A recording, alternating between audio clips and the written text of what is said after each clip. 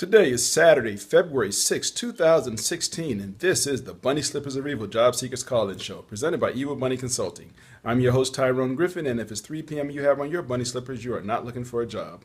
Welcome, first-time and returning listeners. In this show, we discuss strategies and tactics of job search, staying motivated, and dealing with career transition. For more tips, resources, daily motivations, and to listen to archive shows, go to the website, bunnyslippersofevil.com. There you will also find links to our Facebook page, our Twitter handle, and our YouTube handle.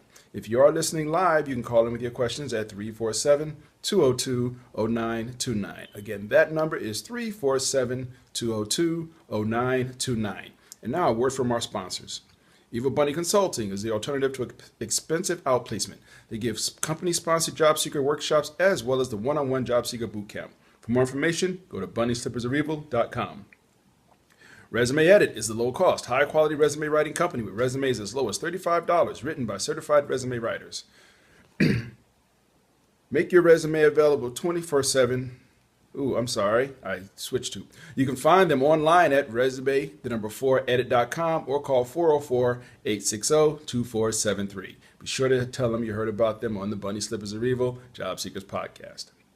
Let 3dresumes.net turn your resume into a web page with a customized domain for 12 months for only $30. Help hiring managers and recruiters find you, make your resume available 24/7, and get a free professional email address just for your job search. You can see my online resume at tyronegriffin.com, and for more information on how to get your own, go to 3dresumes.net.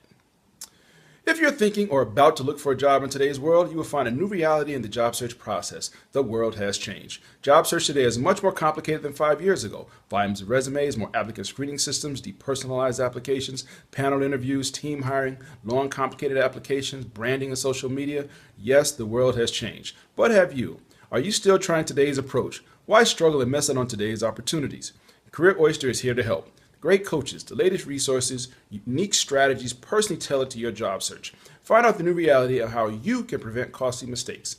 To register for a free 45-minute private session with head coach Howard Caddy, go to careeroyster.com. Find the facts now. You'll be glad you did. Remember their motto: the world is your oyster, be the pearl. Well, good morning, everybody. I almost got through the intro without any mistakes. How are you doing? I hope you had a good, productive, and positive week. This week, for the newcomers, the first Saturday of the month, we do job search Q&A every month. So if you have questions, you can call in with your questions at 347-202-0929, or you can send them to me at tyrone@bunnyslippersofevil.com, or hit our Facebook page. Real quick, first thing, the financial challenge, the annual financial challenge. If you're putting away your money every week, you should have $28. For those new, this is week 7. So week 1, you put away $1. Week 2, you put away $2. Week 3, you put away $3. Week 4, you put away $4, and so on. You put your $7 away this week, you'd have a grand total you'll have a grand total of $28. Why are we doing that? If you do that every week and increase it $1 every week, not put $1 in every week, but you increase your amount you give by $1 every week. You put it into a pot. By the end of the year, you'll have over $1,000, and hopefully it'll be relatively painless. So you could also just put $20 a week, approximately, and but some people don't have the 20. So anyway, if you're doing a challenge, you should have $28. I'll try to remind you periodically, maybe not every week, but I'll try to remind you when I remember to bring it up on the show. Next week, no show. Now, I've only canceled one time in the past that I remember in the last 5 years. I only canceled one show. And I got to cancel next week because my son is auditioning for School of Music at a university. And it's right around the time of the show. And it's like a 2-hour drive each way. So I'm not going to try to do the show. To be honest, my mind won't be on the show next Saturday. So pray for us both that we get there and get back safely. I want to ask you to pray that he makes he's accepted. I just ask that you pray that he does his best. That's all I ask. When I pray for him, that's all I ask. Okay, this is not a religious show, but wish us luck. Hopefully we'll find out if he gets in. He's already been accepted to the university, so now it's just a matter of getting into the School of Music. So anyway, with that out of the way, let's talk about this week's show. This is our job search Q&A for February 2016. And so the question I have this week, somebody approached me and asked me, they're in another city, another state actually, and they're trying to do a job search here in the ATL. And they asked for some help, some guidance. What could I do? Some tips for them. So I gave them a few ideas, and I'm going to try to repeat some of them this week. Oh, one other thing for also newcomers. This year, what we're doing is every month we're doing a theme. Last month, the theme was starting your job search. So we did job search 100, job search 200, and job search 300. This month's theme is your network. It's going to be three, or now two shows because we're not doing it next week, all about your network. How to work your network, how to build your network, how to grow your network, how to utilize your network, how to keep your network involved. So we're just going to have two more shows this month, but they're both going to be about how to manage, I guess is the word, how to manage your network. So that's where we're going for this month. That's this month's theme is your network. So anyway, back to the question I was asked was, the idea, how do you job search in another city? Say if you live in Texas, you live in Dallas, Texas, and you want to move to Los Angeles. How do you job search in Los Angeles when you can't physically be there? Well, first things first, let me talk about, first you got to understand what is it that is attracting you to that other city. Is it a particular job you saw? Is it a company you saw that you're looking at? Is it love? Let's be honest. It is what it is. If it's just that your partner or potential or future partners there, you want to move there. But understand what it is that's attracting you there. I mean, I'm not going to get into it, but I just say you need to understand what it is. By the way, I'm kind of dressed down today because I went out this morning and did my 5 miles of walking. Hey, walked 5 miles and then did my ab work. So I'm going to be a good 4-pack at some point in my life. But anyway, this is not an advertisement. If you can see this logo, it's not an advertisement. This is just a sweatshirt I had. But anyway, what is it that you're attracted to that city for? What is it that attracts you there versus where you are? I mean, are you running away from something? Whatever it is, it is. I'm not going to pass judgment on whatever your reasons are. Whatever they are, they are. But the first thing you really, in my opinion, thing you need to do is understand what your reasons are. Be honest with yourself about this is why I'm moving, for X reason. So that's the first step is what is it that is attracting you there? And be honest. I mean, is it the cost of living? So once you know what it is, then you really got to do research on that place. And cost of living, that's what was in my mind. That's one of the things you got to look at. What is the cost of living there? For the jobs that you are interested in, the jobs, those particular, that range of jobs. Is it a business analyst? Is it administrative assistant, executive assistant, whatever. In that area, what's the pay range for those jobs? It may be very different than where you are now. It's very few jobs, except unless you transfer within a company. And I did that once. I transferred 1,100 miles from one state to another, and I kept the rate that I had gotten from I went from the north to the south. And traditionally, historically, anecdotally, maybe even, the theory is that the pay is higher in the north part of the country, the northern part of the country, than it is in the southern part of this country, just because the cost of living is lower. I'll be totally honest, the housing is ridiculously lower priced. So all things being equal, your costs for the same things will be lower. So as a result of that, the pay scale, those things are all interconnected. The cost of living is lower, therefore the pay scales are lower. The pay scales are lower, therefore the cost of living is lower because people don't have as much money. Okay, so when you're looking at a new area that's outside of where you are, who knows? You might find an area that it pays more that area. Maybe that's what's attracting you because the job's there for the same thing you're doing. Business analyst, code, or whatever. The things that you're doing, they pay more. Chances are in Silicon Valley in San Francisco, big cities like Los Angeles, New York, Dallas, Atlanta, whatever big city, Charlotte, whatever big city you want to pick, chances are the pay scales for most jobs on average are higher than you would find for maybe the exact same jobs in little towns. So do some research. You know, if you're moving because you saw a job that you wanted, that you want to apply for, look at what the pay scale is. Is that something you can live with? Now, here's the thing. Remember this: when you move to a new community, you don't leave your old bills, your old debt, or whatever you're paying. You don't leave that behind. So if you take a job that is paying less than you're making now, for example, or is paying less than you were making when you worked, understand that's your new reality. If you were lucky enough, fortunate enough to get that job, that is your new financial reality. Okay. Yeah, there have been people that say, well, you know what? I know the job pays this, but I'm used to making this.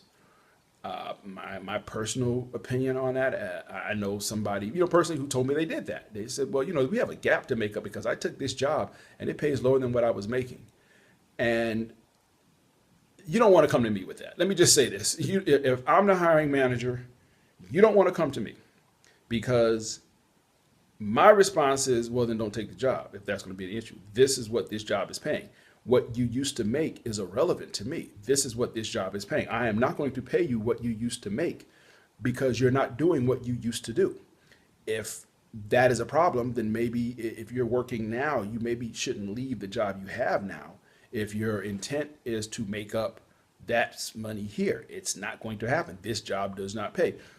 Extreme example is you were a senior manager making $120,000, $130,000 a year, and you take a job as a night watchman and you want to make $120,000 a year. And they're like, no, well, I used to make that on my old job. Well, then stay at your old job.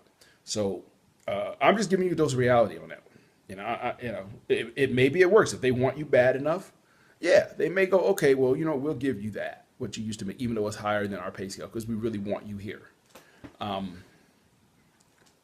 Me personally, my feelings about that is if you play that game, that I used to make this, I want to make this now, the expectations of your organization multiply.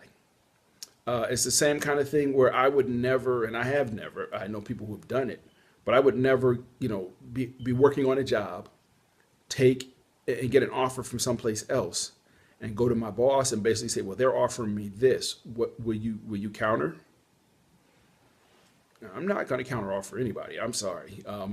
My perspective is, as a manager, it's my job to make sure that you are compensated fairly for your skills.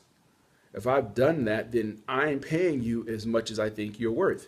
If you disagree, that's your prerogative.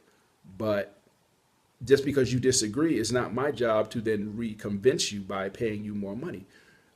Because my fear in doing it, if I was on the side of if I was the employee doing that, my fear would be, oh, okay, we'll give you a raise. Don't expect another one for another 10 years, And every year when we do our review, well, I'm not getting a raise. I said, no, because you're already above the scale. So no, you're not getting a raise, which can create animosity and all kinds of ugly little situations. That's not directly related to transferring jobs, but it kind of is because that's what people do. They move from, again, you're a lawyer in LA and you want to become a deputy sheriff in Shreveport, Louisiana, backwoods Mississippi someplace. And you're like, well, I used to make $200,000 a year as a lawyer. Just stay a lawyer. But, there are some games people play with employment in general. There are some games people play, hiring managers play some games and prospective employees play some games. There's a lot of games that people play for a variety of reasons. I don't like games. One of my best managers I ever had, me and her are still friends to this day, when she hired me, she made me an offer to come work for her. She offered me the top of the range. I knew what the range was. She offered me dead on top, the top of the range. And, I accepted because I ain't stupid.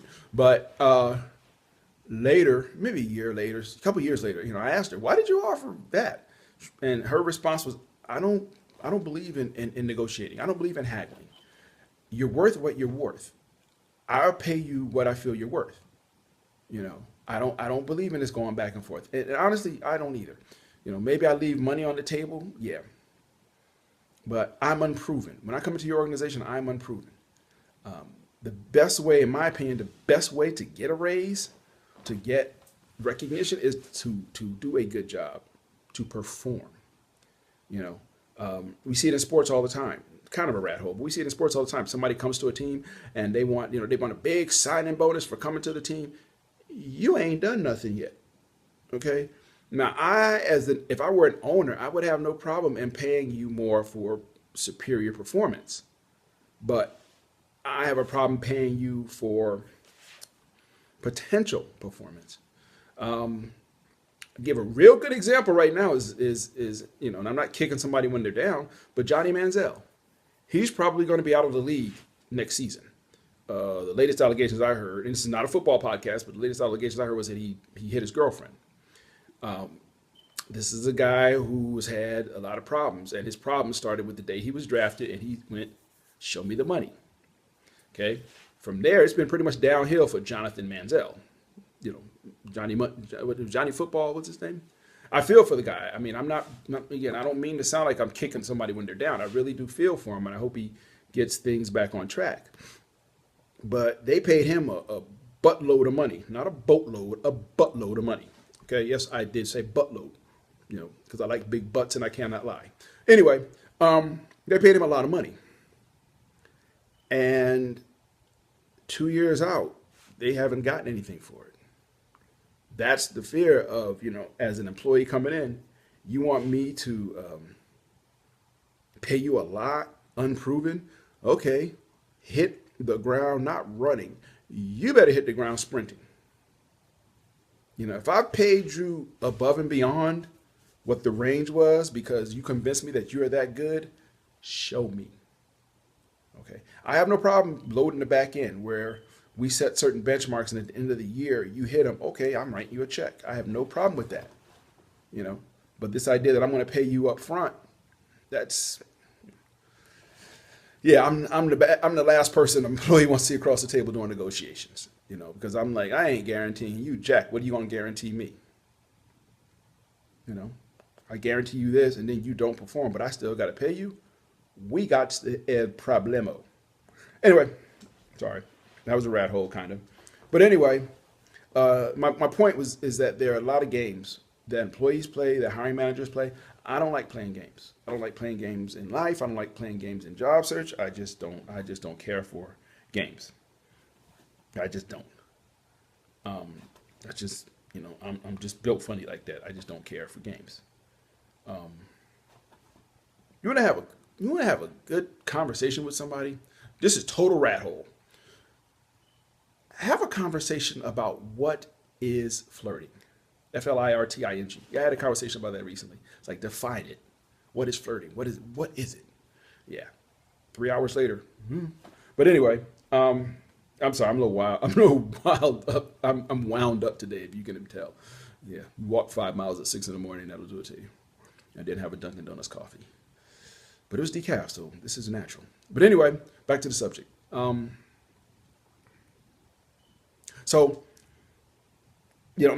point is, again, when you're looking to go into a new town, these are the things you have to think about. What is the pay scale?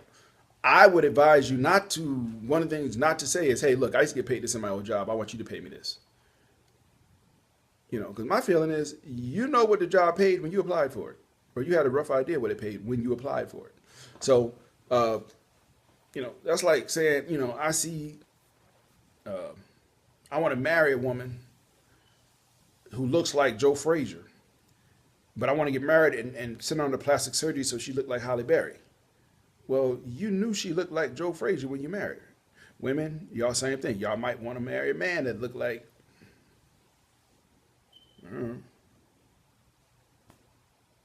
maybe an ugly woman. You want to marry an ugly man, and then you want to get him all kinds of plastic surgery so he looks good. You knew I was ugly when you walked down the aisle and you saw the gorilla waiting for you.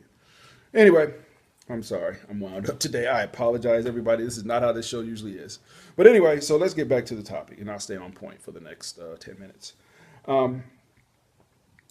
So anyway, so do the research on the cost of living and where you're going for what the cost of the pay is. And remember, if you have any debt, any credit card debts, and your car note, if you're paying whatever now, when you move, you're still going to be paying that. So make sure that if the cost of living, if the pay scale is lower than what you're making now, that you can still afford to live there. Because if you can't, don't make no sense to take that job. As appealing as it might be, you can't survive, so you need to not go after that job. Now, what you want to do is appear local, and that was what I was trying to get to eventually. Say if you're in Dallas, Texas, and you want to move to Atlanta or LA or New York or whatever, you want to appear local. And how you do that is, one thing you can do is get a Google Voice number. This is what I did, because my actual phone number, my cell phone number is in another state. I got a Google Voice number, and it let me pick. Get a free Gmail account, get a Google Voice number with it. It let me pick what state I wanted to have my area code from. So I picked, the state I'm in, the state and in your case, you'd pick the state you're looking to move in. So you'd have a local number for anybody there. On your resume, you don't put your home address. We don't put it on anyway. And if you watch the show a while, you understand why I say you don't put your home address on there. But you put on there the area where you're looking. So if you're trying to move to LA, you put greater LA area or LA County or whatever geographic range. That's what you put on your resume, because that's where you're looking, not where you live. We don't put our address on the resume anyway, but you put on there where you're looking as a geographic location, okay? Because that's your search pattern, is where you're looking. Real important, change your LinkedIn profile. Well, it's important you're changing your resume. Change, in the resumes that you upload everywhere, put in a local zip code or put in a local area name. Again, LA County or Orange County, California, or something, so that anybody looking at that resume, they know where you want to be. Now, there will be jobs that you may get offered that, you're not here. So, and okay, well, if it's a great opportunity, I'll fly in for an interview. And who knows, they may even reimburse you for flying in for an interview from wherever you are, or driving in or whatever. But one of the reasons, again, that I don't put the name on the resume, forget the safety issue, I did learn that there was a company wanted to make me an offer. And the reason they didn't was because they felt I would be driving too far. It's like, look, let me decide on that. I want to take that out of your hands for you to think about how far I'm driving. So make yourself look local. Get a local phone number. Change your resume to the top of your resume to have the vicinity where you're looking for a job. In LinkedIn, you can change your area code. Put a local area code in there, because sometimes people will search for resumes within 10 miles of a certain zip code. You're not going to hit that if you have a zip code that's 438 miles away. So put in a local zip code in the area where you want to look for a job. Okay, you have to appear local. You're not lying to anybody. If a recruiter calls you or a hiring manager calls you, and they say, "Oh, are you here?" and say, "No, I'm in Dallas, Texas, but I'm in the process of moving to LA," and they might go, "Oh, good. Well, when can you come in for an interview?" Some on my lip. They might say, "When can you come in for an interview?" And your response is, "When do you want me?" And then you make arrangements, and again, maybe they reimburse you, maybe not. But if the job is worth it, that could work in your favor, that you would be willing to fly in. And what they would probably do is say, "Hey, well, let's do a phone interview first before we have you fly all the way here." And if they want you, then maybe they will pay you to come in. Okay, but you got to appear local. If you just put your zip code where you live, they will never find you, or it would be very rare that they would find you. That they would happen to look and see a resume and go, "I know this person's in Dallas, Texas, but we want this person in LA." That the chance of that happening are slim and no. Okay. So again, you change your footprint to appear local. The next thing you do is you start looking at building a network there. The internet makes these things really stupidly easy to build a network of people or find people. LinkedIn especially, you can go in there and do searches for people who are in the company. Now, if there's a certain company you're looking to move into, find people who may or may not be in your job descriptive area, who are in that area, and try to connect with them, particularly the people in the company that you're trying to get into. You should always network to get into a company. That's one of the great ways that you should use networking, is to get into a company. Go find people on LinkedIn who you can connect with, who will be willing to talk to you about the company. Why is it you want to get into that company? What have you heard about that company? You know, if you've heard something from personally from somebody that works there, that's the perfect person to start with to reach out. But reach out to people locally in that area. Ask them about the company. Ask them about, you know, that could be a lot of your research on the area where, you know, if you were to move, where would you move to?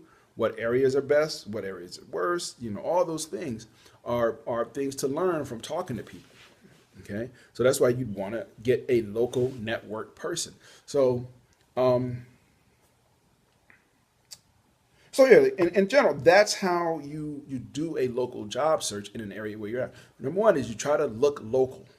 Okay, your resume, your business cards, your LinkedIn profile, anything with your resume or your marketing plan, everything has local flavor to it.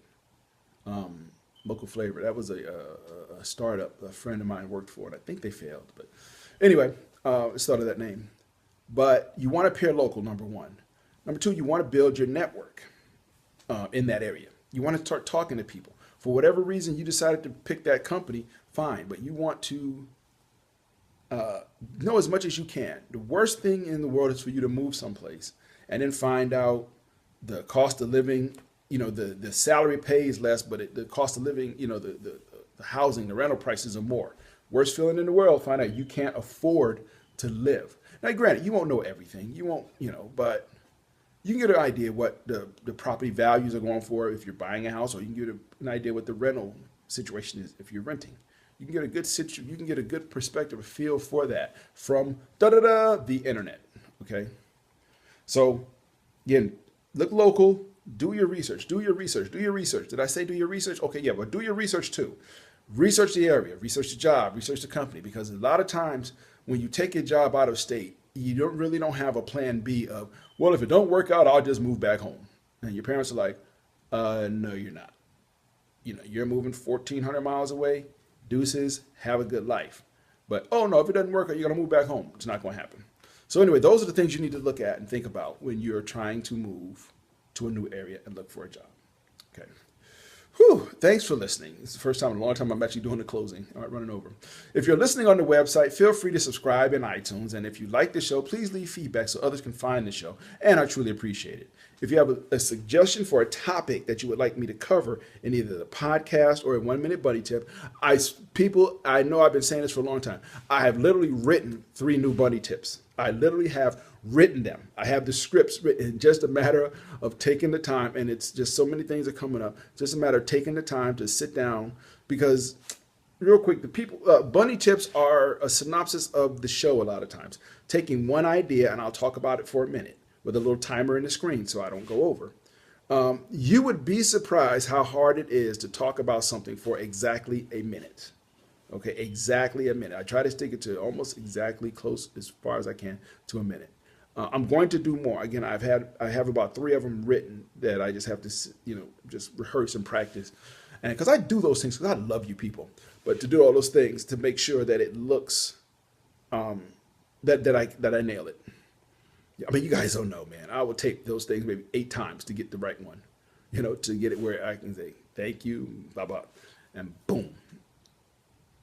But I have 3 written, and God willing, you know, hopefully maybe today I'll be able to put a couple of them up. But if you got any ideas for them, please send them to me at Tyrone@bunnyslippersarivo.com.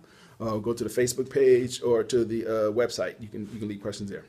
When you land, people, please don't forget us. Please support this show by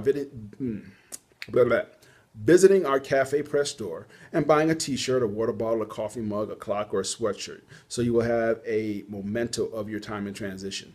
I don't want you to forget this, because the moment you forget what it was like here is the moment you set yourself up for being back here in transition again. Everybody, thank you again. No show next week. Say prayers for us to give us safe travels to the school and back, and that my offspring, my Jedi, my son will do his best. That's all I ask you to pray for. That we will get there safely and back, and that he will do his best. Whew. With that, everybody, thank you as always. Thank you for putting up with me, for my rat holes, for my rambles.